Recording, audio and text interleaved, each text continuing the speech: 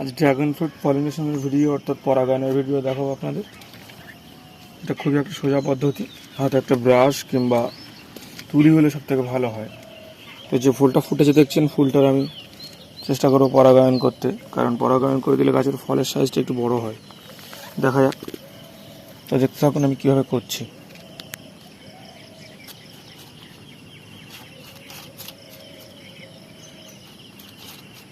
ব্রাশের সাহায্যে আমি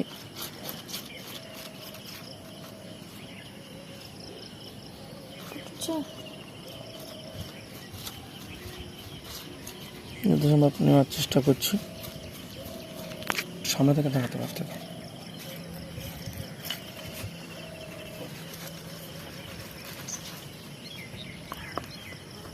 অনেকটাই হয়েছে।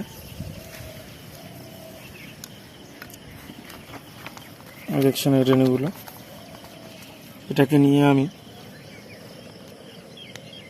এখনো যাচ্ছে না, এটা আর ওইটা একটা ভিডিও হলে তখন দেখাবো।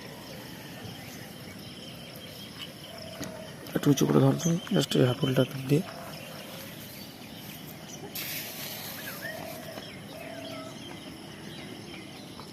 এর মধ্যে দিয়ে দেবো।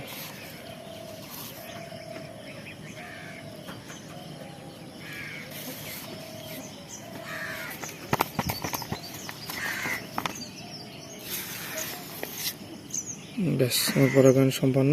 ধন্যবাদ।